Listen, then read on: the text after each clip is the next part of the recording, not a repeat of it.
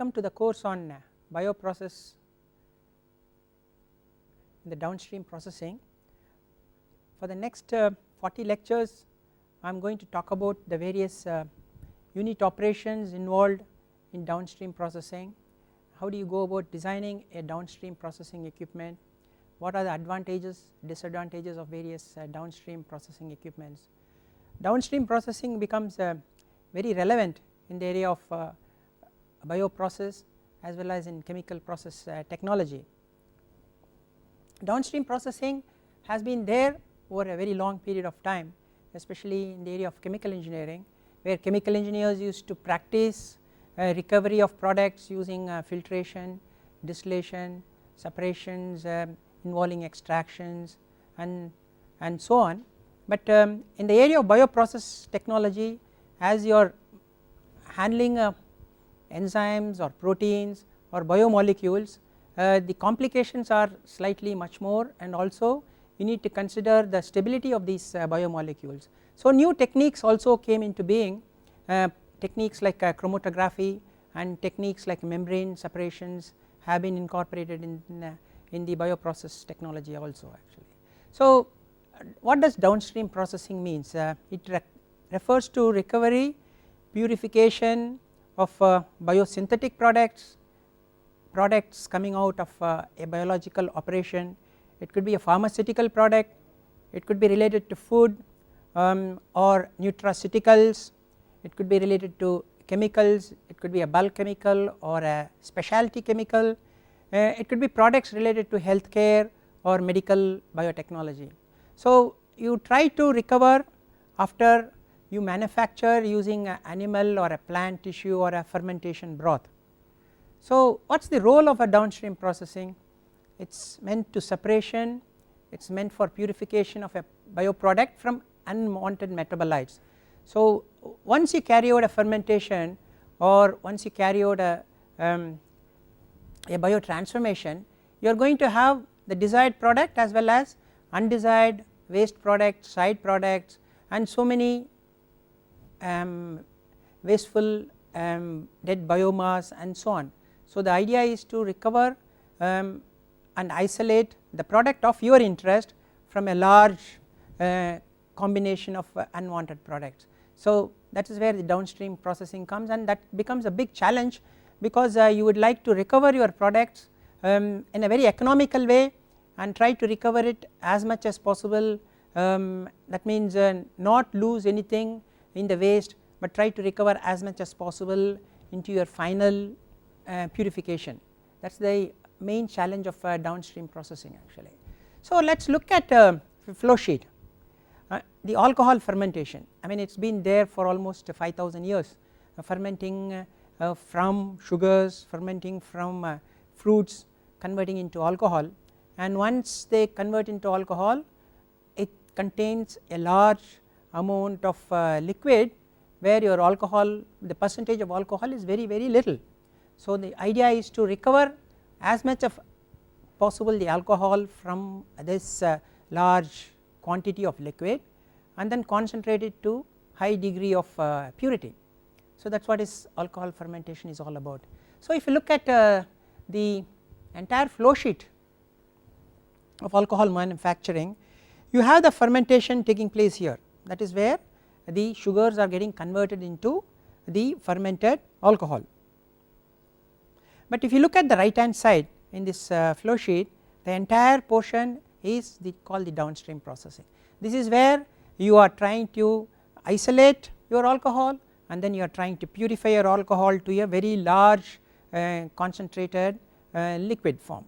So you can see you have just one fermenter here, but you are going to have a very large number of unit operations on the right hand side which help you to isolate your product as well as purify the product. You just look at these various unit operations that is called, you have a vessel to hold your fermentation broth. So the alcohol concentration may be very little, 8%, 9%, that is all, but ultimately you would like to get almost 90% pure alcohol. So once you collect the fermentation broth, you may be doing a distillation because alcohol boils at lower temperature than rest of the mass. So the distillation happens here, and then the product that is coming out is condensed here. This will be mostly alcohol, and of course you are going to have some water, and if there are any other side products which are also going to be of lower boiling point is going to also get condensed here. Now the bottoms you filter, and then you collect the solids, you dry the solids, finally you may get some dried grainy material, you may also get dried soluble material. So this can be used as animal feed, it may be rich in protein, it may be very useful for the animal feed. So once the alcohol is distilled out, which contains water and other low boilers, it is further distilled here, these are called purification and rectification columns, and finally you get very pure alcohol on the extreme right hand side, and you are going to have a lot of water coming out as the bottom here. So this particular operation of purification of alcohol from fermentation contains several distillation columns and then filters and dryers. So the downstream in alcohol fermentation are made up of filters, the dryers and the distillation column. Quite a simple downstream operation if you consider alcohol fermentation. But if you go for other chemicals like bulk chemicals or even specialty chemicals, even products related to drugs or pharmaceutical, you may have very stringent requirement for purity, because a pharmaceutical product has to be extremely pure. So you may go into more purification steps, so you may go into steps like chromatography, different types of chromatographies, you may go into separations like membranes and so on actually, because here it is a product which can withstand large high temperatures, you are resorting to distillation. But if you are going to have products which are like a protein or which are enzymes which might not be able to withstand the temperature, you may not be able to use distillation, there you may have to use some other downstream process. So depending upon the type of product which you are trying to recover, the nature of the downstream varies quite a lot actually. So a very simple fermentation of sugar converting into alcohol requires several downstream, and as I said, mostly distillation columns, filters and dryers, and we will be seeing more of these, and we will also see how you go about designing these various unit operations and what are the principles involved in these unit operations. That is what we are going to look at in the next course of time actually. So a downstream can help in manufacture of pharmaceutical products. All the antibiotics are made using fermentation or biotechnology routes, so they resort to quite a lot of downstream steps. You can use it for making hormones, it could be human growth hormone or insulin. It is used in antibody manufacture, vaccine manufactures, in enzymes which are used in diagnostic kits, enzymes used in industrial applications, even your soap for example contains enzyme, it can be used for natural fragrance, flavors, food products and so on. So almost all biologically manufactured products require downstream steps, hence downstream becomes extremely important.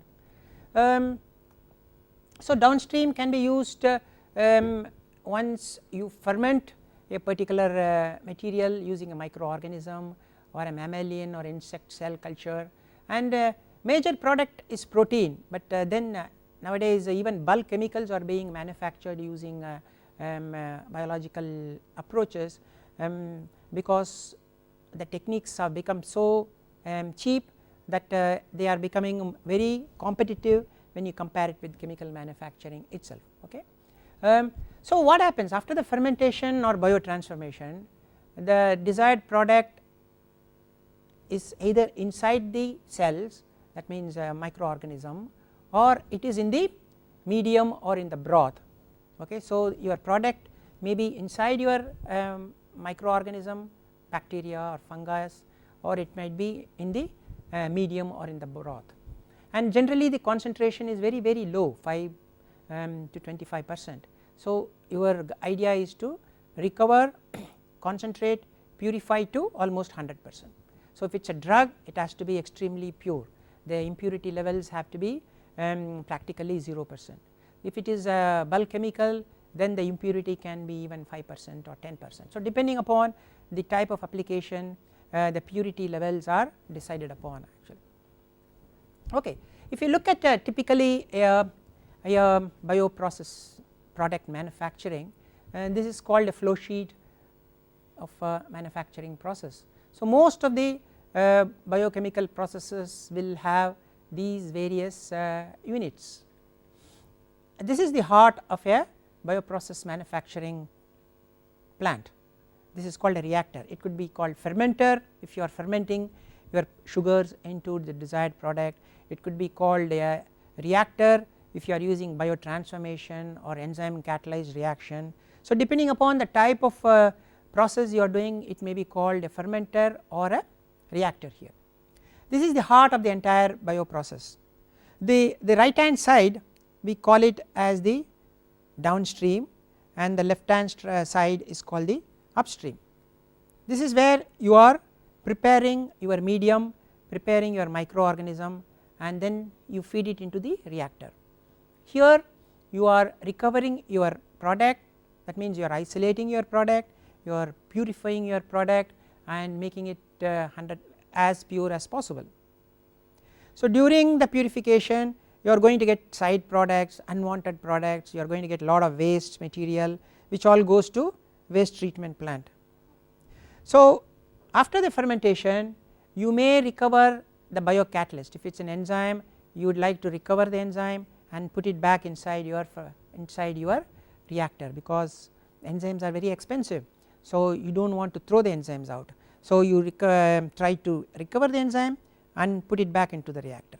If you have unconverted raw materials, you again like to recover and put it back. Suppose you have glucose, unconverted glucose, you try to recover the glucose and put it back, because cost can be reduced, the manufacturing cost can be reduced by doing this type of recycling. This is called recycling.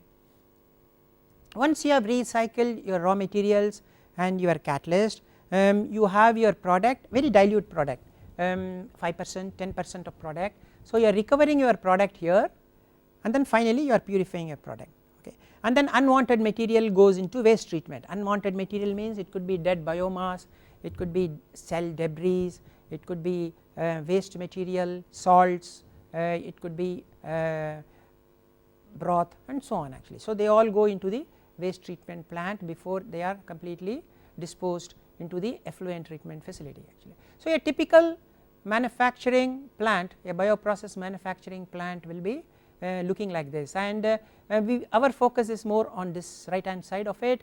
This is what is called the downstream, and this is what we are going to talk about in the course of our lectures. So what is raw material preparation? That is the left hand side which we saw. We are preparing the growth medium. Growth medium means it may have a carbon source, nitrogen source, minerals, micronutrients, salts, everything which are needed for your growth of the microorganism. If it's then you need to sterilize all the growth media, because whatever you feed into your fermenter has to be completely sterilized. So this is what is called a raw material preparation section. Then you have a section for preparing your microorganism or the enzyme, that is the biocatalyst preparation section. So if you are preparing microorganism, you need to have a inoculum inoculum preparation section, you need to have the microorganism at the correct stage of growth, and then you need to sterilize the biocatalyst so that both the raw materials and the enzymes or microorganisms are fed into the fermenter. That is the upstream section. Okay. Your product could be either inside the microorganism, inside a bacteria or fungus, or it could be in the medium. That means if it is outside the microorganism, that is called extracellular. If it is inside the microorganism, that is called intracellular. So if the product is in the extracellular, life becomes very easy. So all you have to do is you have to remove the bacteria, your product is here. But then if it is inside, then it is much more troublesome. You have to first recover all the microorganism or cells, and then you have to break the cells and then extract your product. So the number of unit operations, number of process steps are more, that means you are going to take more time doing it, that means cost also increases.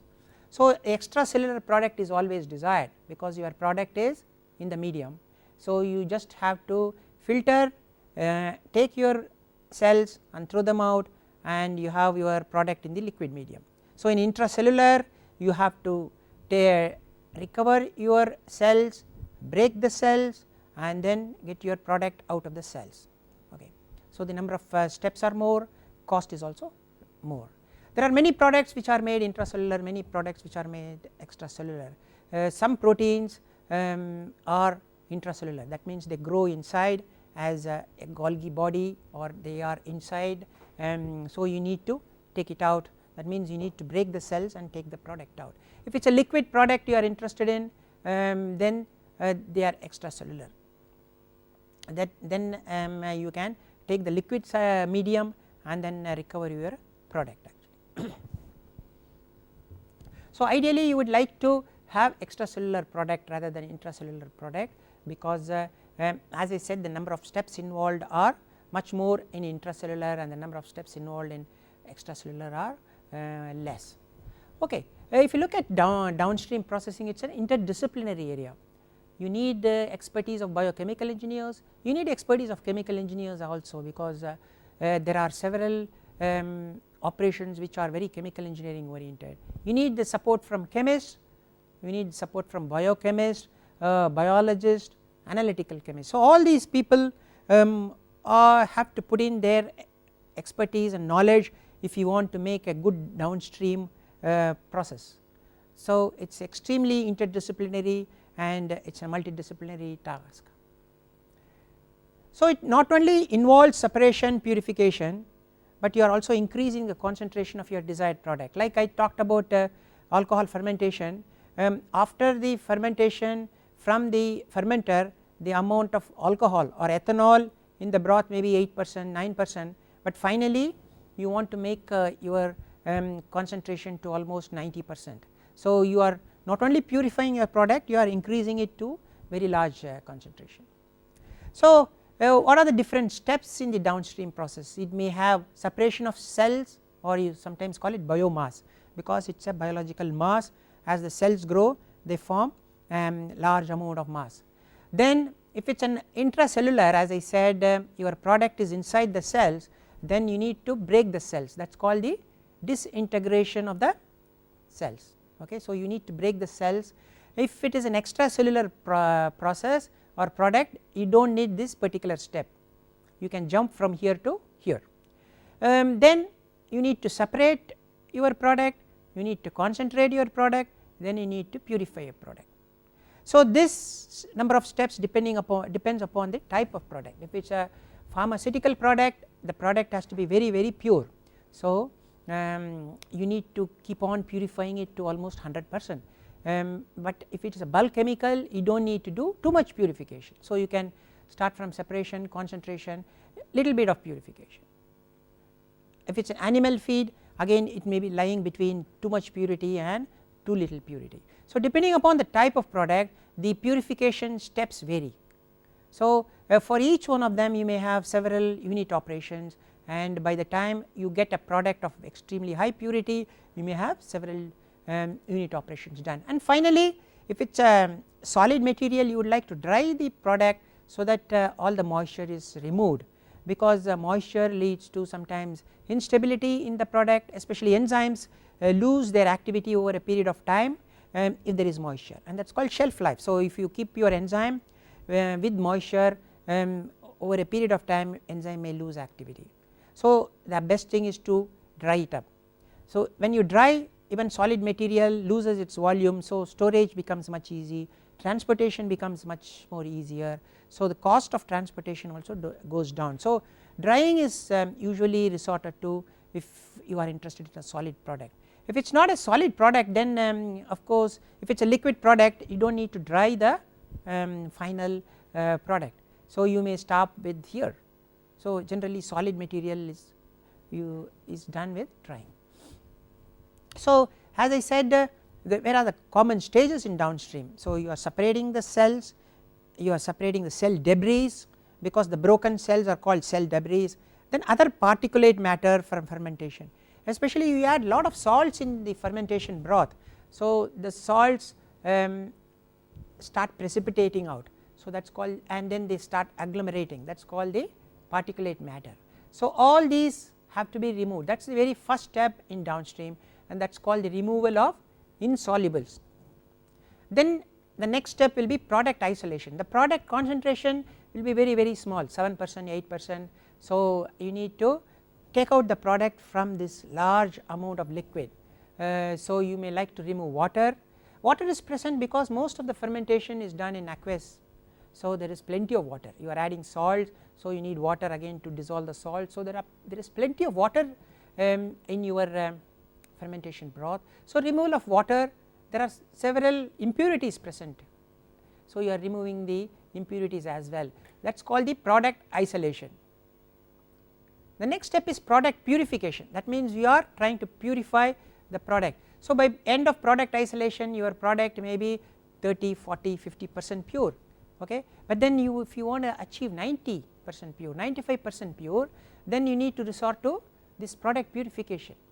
You are removing the contaminants, there could be side products which may be contaminants, there could be unwanted reactions which may be reactants which may be contaminants. So you need to remove all these, and then you need to bring in the physical and chemical properties of those contaminants, and finally you are doing the product polishing, that means you are stabilizing the product for transport, convenience and shelf life, that is called the product polishing. You may add certain antioxidants to decrease the oxidation of your desired product over a period of time. You may add other stabilizers so that your product does not degrade over a period of time. You may add stabilizers so that the pH does not vary when you keep it in the shelf over a long period of time. So like that you will be adding several stabilizers so that the product shelf life is improved, and the product transportation is also improved. So these are the common stages in your downstream processing: removal of insolubles, that means you are removing the solids from the liquid; then the product isolation, that means you are isolating your product from a very large quantity of liquid material, concentrating it up to 50-60%, then purifying the product almost 90% pure, or even 99 if it is a pharmaceutical product, and finally you are adding some stabilizers to your product so that you improve this shelf life of the product for a very long period of time. So these are the various steps in the downstream one has it actually. Okay, so how do you remove insolubles? That means you are removing solid material from liquid. So there could be many techniques. We will spend time in the next course of the various lectures. Solids can be removed by filtration, they can be removed by centrifugation, they can be removed by membrane type of micro filtration, nano filtration, membrane filtrations and so on. So all these techniques are meant to remove solid from the liquid. Next is isolation of the product, and it can involve cell disruption. That means if your product is inside the cell, you are breaking the cells, that is called cell disruption. The cell disruption can be a mechanical type of process, it could be a enzymatic process, it could be a thermal process. So again we will spend time in the next course of weeks on this particular aspect, cell disruption. And then you are extracting your product using a solvent, you may be able to use adsorption type of technique to remove your product, or you may use ultrafiltration technique, or you may use precipitation type of technique. All these techniques are meant for isolation of your product. The next step is, once you have isolated the product, you are purifying your product. This involves chromatographies, different types of chromatography: affinity chromatography, size exclusion chromatography, reverse phase chromatography. So you see purification is always achieved by chromatographies, and chromatography is a very expensive technique. so it adds to the cost of your final product, and chromatography really purifies your product from maybe 60% to more than 90%. And finally you are polishing your product. That means if it is a solid material, you can get the product in a crystal form. That means a very pure product can be crystallized, and you can end up with a crystallized product. You can remove the water content by lyophilization, or you can even use desiccation, or you can even do spray drying, like your coffee powder is a spray dried product. A crystallization, even enzymes could be crystallized. So by advantages of crystallization is, by crystallizing your enzyme you are removing all the water present in the enzyme, so the shelf life of the enzyme or the activity of the enzyme is retained over a very long period of time. So you resort to the various techniques mentioned in this slide for achieving your desired product at desired concentration and desired physicochemical properties. So if it is a solid, you bring it into a solid form. If it is a liquid, you maintain it as a liquid form, and you try to stabilize it so that it does not lose its activity during a transportation as well as when you keep it in the shelf. Okay. So this is a nice slide which sort of separates the intracellular products, that means products inside the cell, and the extracellular products, that means when the product is in the media, that is they are outside the cells. So when you have intracellular product, of course you have to disrupt your cell, that means you have to break the cells to get your product out. But if you are having intracellular product, you are not interested in the biomass or the microorganism, you can throw the microorganism out. So you use a filtration technique, you can use a centrifugation techniques, or even sedimentation. Sedimentation is nothing but settling technique. So if the solids are very heavy, they settle down, so the liquid on the top rises and you can take your liquid because your product is in the liquid. Flocculation techniques, if your solid is not settling down, that means it is not very heavy and the solid is floating on top of your liquid, you can collect the solid by flocculation and remove the top portion, so the remaining liquid will be containing your desired product. So two major areas, one is the intracellular products and the other is the extracellular product. So both has different types of techniques.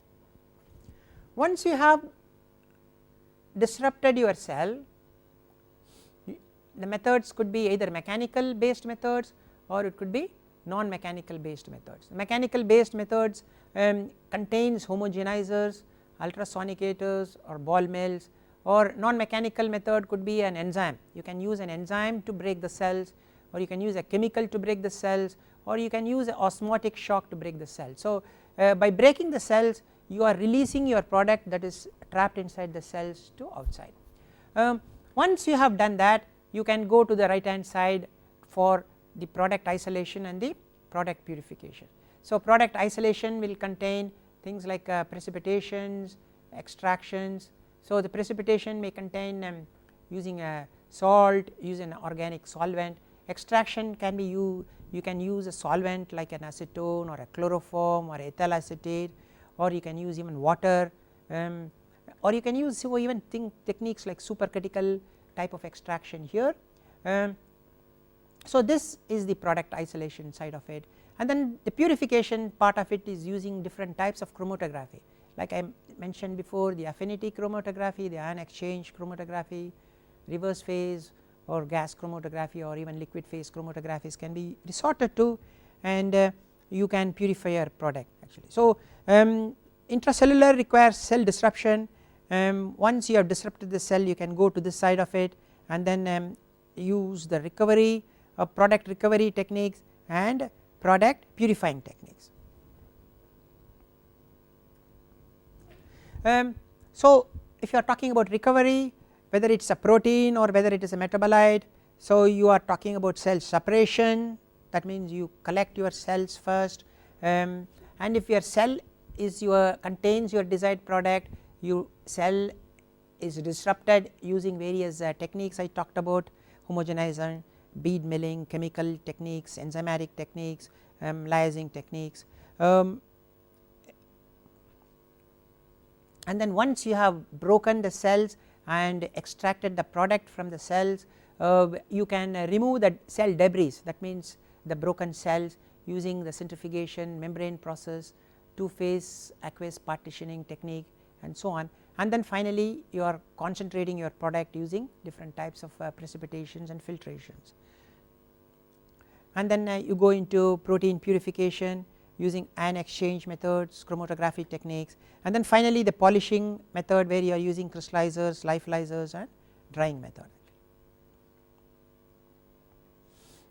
If it is a metabolite instead of a protein, then you can use even distillation type of techniques, because a metabolite or organic chemical can withstand higher temperature, unlike a protein.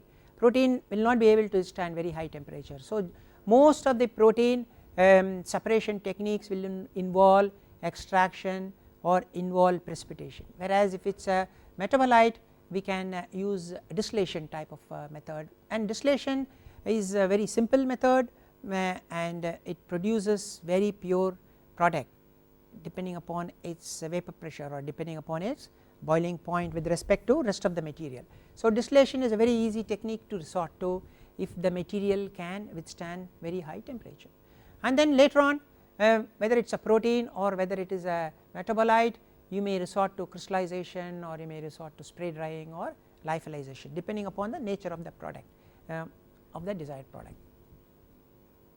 Okay. Just like downstream processing, we also have techniques called analytical bioseparation. Okay. So, in analytical bioseparation, just like downstream processing, you are purifying a product, you are separating a product, you are purifying a biological product. That means a biological product could involve a DNA, or it could be involving a protein, or it could involve amino acid and so on, but only difference between downstream processing and analytical bioseparation is the scale of operation. In a downstream processing, you are manufacturing and purifying a product in a very large scale. It is meant for manufacturing and marketing, whereas in analytical bioseparation you are purifying a product, a component from a mixture of components where the quantity may be very small. It is meant for analytical use. You are interested in a particular biomolecule, you want to study the characteristics of the biomolecule in a very large small scale in your lab. So, the quantities are very small, unlike a downstream processing. So, in a downstream processing you are manufacturing a product, so the scale of operation is very large, whereas in an analytical bioseparation you use similar separating techniques, but the idea is you are isolating a small product from a very large quantity of material, and you are going to study its properties in the lab, you are going to do certain experiments with that particular biomolecule. So, the scale of operation is very different. That is the difference between an analytical bioseparation and a downstream processing. Okay. Let us look at the various issues that are involved in downstream unit operation. Now, let us consider, imagine you have a reaction taking place in a reactor, it could be a bioreactor, it could be a fermenter, right, and then you are doing a separation, some type of separation, any type of separation you are resorting to, and you are getting some product out here. Imagine the yield of the reaction is 95%, that means 0.95, and the efficiency of the separation is 0.98, that means efficiency of the separation process is 98%. So, the overall product yield you are going to get is a multiplication of this number with this number. So, when you multiply these two numbers you are getting 93%. That means you are losing the product, 7% of the product when you move from here to here. Some product is lost here and some product is lost here during these two steps. Now, let us go further. Imagine I have a fermenter or a bioreactor here, and I am using 3 different separation steps. I am doing some separation in separator 1, then I am doing some other separation in separator 2, and then another separation in separation 3, and each one of these separators have has a certain efficiency. It cannot be 100%, it can be 98, 95, 90 and so on, it will never be 100% efficient. So you are always going to have some little bit of loss. If the yield in the reactor is 95% and efficiency of separation in each of these separator is 0.98, 0.98, 0.98. So overall product yield, if I do, I multiply all these numbers, I multiply 0.95 and then I am multiplying 0.98, 98, 98. So if I multiply all these terms together, I get 0.894, that means about 89.54%. So about 10% of the product is lost when I move from here to here. Did you notice that? So when I have 3 separators and 1 reactor, each one has certain either the yield or efficiency. Although each of the separator efficiency is 98% and the yield in the reactor is 95%, when I multiply all of them I end up only with 89%, that means I am losing 10% product as I move from here to here. Let us slightly make it more complicated. I have one reactor, I have one separator, I have another reactor, I have another separator, then I have third reactor and third separator, and the yield in each reactor is 95% and yield in each separator, that means efficiency in each separator is 98%. So if I want to calculate the overall efficiency of the entire train of reactor separator, I will just multiply 0.95 3 times, 0.98 3 times. So what do I get? I get overall efficiency as 80%, that means I am losing about 20% of the product when I move from here to here. So just by putting 3 reactors and 3 separators, and although the efficiency in each separator is very high 0.998 and yield in the each reactor is very high 0.95, I am losing 20% of the product, that means my overall production yield is only 80%. If I keep reducing this loss, I will be able to increase this particular term, that means I will be able to manufacture more of the desired product, that means which adds to the overall sales. So this is a very important concept one needs to understand, that efficiency in each separation of operation has to be extremely high and yield in each reactor has to be extremely high. Even if they are very high, if you have a train of separators, if you multiply the efficiency in each of the separator, you may end up having a overall yield for the entire train to be much less, which you could not have imagined, and that means the amount of product loss could be pretty high. Although when I look at each of these separator, I may think each of the separator is performing extremely well, because each of the separator has 98% separation efficiency, each of the reactor has 95% yield, but when I multiply all of them I will end up only with 80%, and which leads to 20% loss of the overall product when I move from this place to this place. So the efficiency of the entire process flow sheet is only 80%, that means we are losing a lot of material which is lost, which cannot be manufactured and sold. So one needs to consider when one is designing a downstream operation, that efficiency of the downstream operation has to be as high as possible, and if it is lower, it is going to add up to several lower downstream unit operations, and the overall efficiency of the entire process could be extremely low. There are various aspects one needs to consider while designing downstream process. Okay. The very first thing is what is the cost of the equipments which we plan to purchase. If I am purchasing a filter, how expensive it is, if I am purchasing a centrifuge, how expensive it is, because that is going to add to the capital cost of the equipment. Should I buy a centrifuge or should I buy a filter? can I do the same job using a centrifuge which I can do with the filter, and if the filter is cheaper than a centrifuge, then isn't it better to go for a filter rather than a centrifuge. So one needs to consider various options with respect to the cost, so that the overall cost of the plant is low. The next step is cost of operation.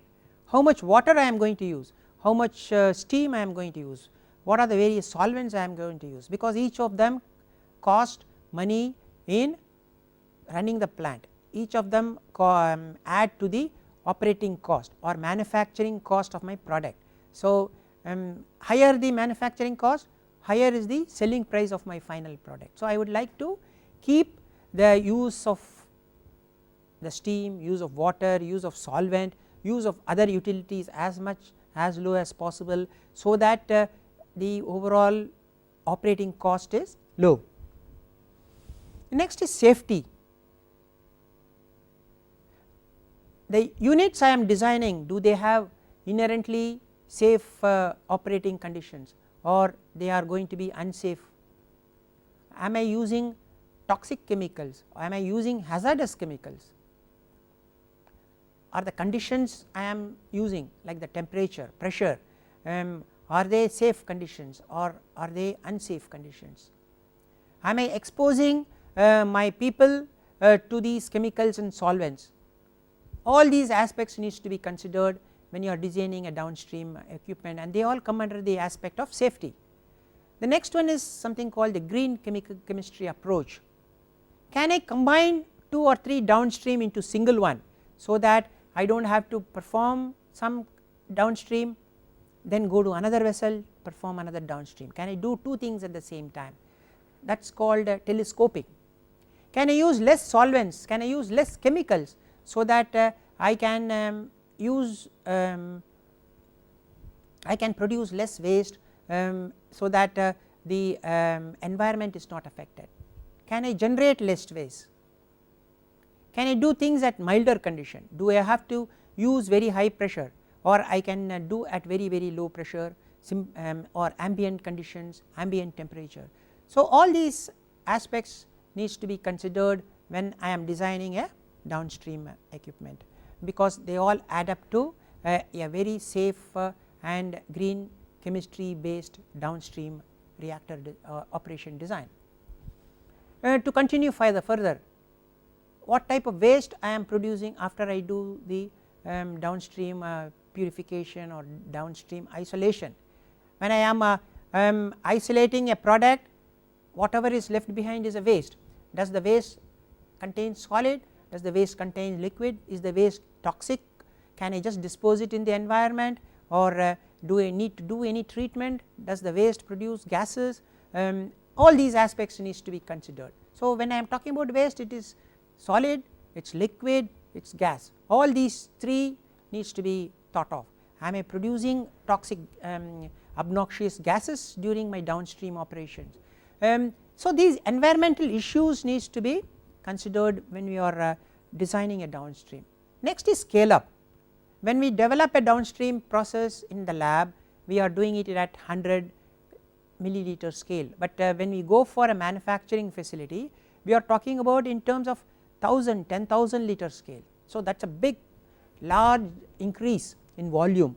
Will I be able to carry out the same efficient process as I did in my lab at 100 milliliter scale? So that is called the scale up, moving from bench to full scale commercial production. So when you move from lab to large scale, 1000 or 10,000 liter scale, do things happen the same way as happened in a small scale? So you need to consider those aspects as well. Finally, the utilities. What type of utilities are required for performing these operations? Do I require steam? Do I require hot oil? Do I require hot water, chilled water, coolant? Do I require nitrogen gas or oxygen gas? So all these needs to be considered. So if I am cooling something, I will require cold water or chilled water. If I am heating something, I will require steam. If I heat at very high temperature, I will require hot oil. If I want inert condition, I will require nitrogen or carbon dioxide. If I want to do a oxidation, I will require oxygen. So you need to depending upon the type of downstream you are doing, you need to decide what type of utilities are required, and utilities add to the overall operating cost. So how efficiently can I do so that my overall operating cost is always low. So you need to consider from that angle as well, the use of utilities, minimize the use of utilities so that your operating cost is less. So all these aspects needs to be considered when you are doing a design of a downstream unit. So I talked about scale up. When we move from a lab scale, which is say about 100 milliliter scale, when you move to a 1000 or 10,000 liter scale, that manufacturing stage, it does not happen in one go. You need to consider several aspects when you are doing a scale up. So this particular slide shows you what are the various steps involved in scale up. So this is your first step, this is the lab scale process. You are developing a process in the laboratory scale, the overall quantity may be only 100 ml. You are modifying conditions, checking on pH, checking on temperature, checking on carbon source, nitrogen source, checking on quantity of various fluids, so that you get a very optimum process in the lab scale. Okay. Then you move to pilot scale. So from milliliter scale you do not directly go to 1000 or 10,000 liter, you may go to 10 liters or 100 liter scale. So that is called a pilot scale. So at that time you will require lot of data, you will require physicochemical properties, you will require density of the fluids, you will require surface tension, boiling point, vaporizing point, all these physicochemical properties for various fluids you are using are required. So you may be collecting it from literature, or you may be collecting it from your own lab, because if you want to design something you need all the physicochemical data here. Once you have done that, you need to look at the cost, how costly it is it okay, can I do this whole job, is it economical, or should I follow some other technique.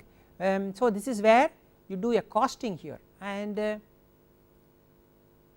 once you had done a costing, you know how expensive is this particular step. Then you identify other issues, there could be several other issues which I talked about, there could be safety issues, there could be a very large increase in cost issues, there could be green chemistry issues and so on actually. So if you are not very happy with that, you may think about alternative approaches, that means how can I perform this aspect using some other technique, some other downstream purification techniques. So that is the time you say should I accept or reject. If I accept, I may go further, do further scale up, go to the manufacturing plant and do it in a very large scale. But if I decide to reject, what do? I then think about some other operation. So initially I might have thought of doing this purification using distillation, but I am not very happy because of safety. So I may go and think of filtration or membrane type of filtration. I might have initially thought of centrifugation, I find centrifugation is not very good, so I may go into membrane filtration. So you may change from one downstream to another downstream because the cost may be very high, or the safety issues may be very problematic, or you may be using unwanted toxic chemicals, waste issues may be too much for you to handle. So you may go into some other type of downstream process approach actually. So these are the various steps in scale up when you move from the lab scale right up to the manufacturing scale. So it is almost like a iterative process, and sometimes you may go all this way, you might have spent about 6 to 12 months and you find out there are issues and you may come back again and start all over again. So sometimes you may lose out time because of this particular aspect of accept of or reject. Okay. Let us look at something called the most important thing, that is called the mass balance.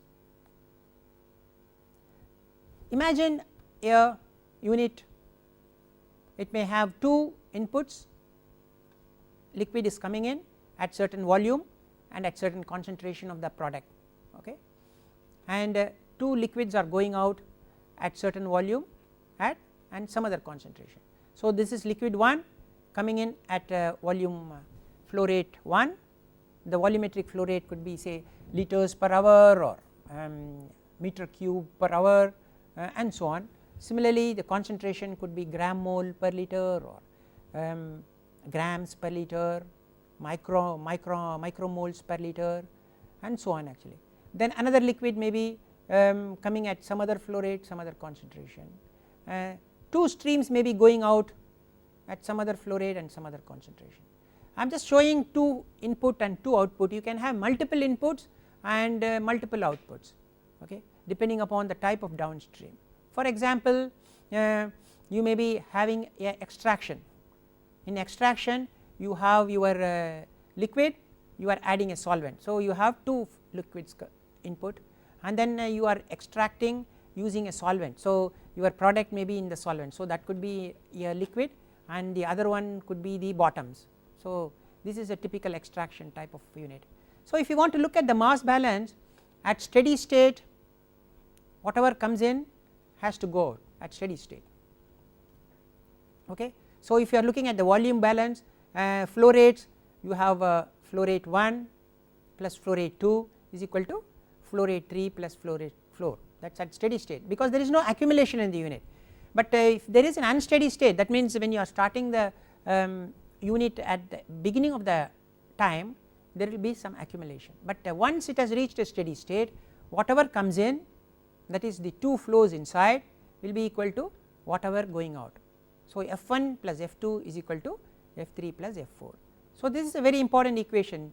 So if you know F1 F2, you can knowing one stream quantity, you can calculate other stream quantity, that is called the volume balance. Similarly you can do a species balance, that means you know that F1 contains C1 concentration, F2 contains C2 concentration and F3 contains C3 concentration, F4 contains C4 concentration.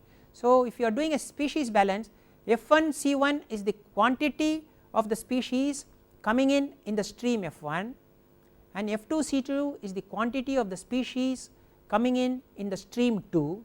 So this should be equal to the quantity of the species going out, that is on the right hand side, that is F3 into C3, that is quantity of the species going out through stream 3, and F4 C4 is the quantity of the species going out in stream 4. So these 2 on the left should match exactly with these 2 on the right, okay, that is at steady state and no reaction. Please remember, no reaction. If there is reaction, there is going to be change. So if you are adding a chemical and that chemical is getting reacted, so it is going into some other product, so it won't, this will not match. But if there is no reaction, then F1 whatever is coming in for the species should be equal to whatever is going out at steady state. So these 2 equations are very important if you are going to do a mass balance for species as well as mass balance for the volume, okay. So the most important point is there is no reaction, there is no loss and no degradation. So you need to consider those aspects very clearly actually. Similarly, just like we did the mass balance, you also have something called energy balance, or you also have something called heat balance, okay. In heat balance what happens is whatever heat that is coming in and there are heats going out and there are heat generated because of reaction or you are putting in some heat and there are going to be heat loss to the surroundings. So the heat balance is slightly complicated, you are going to have many streams for heat balance.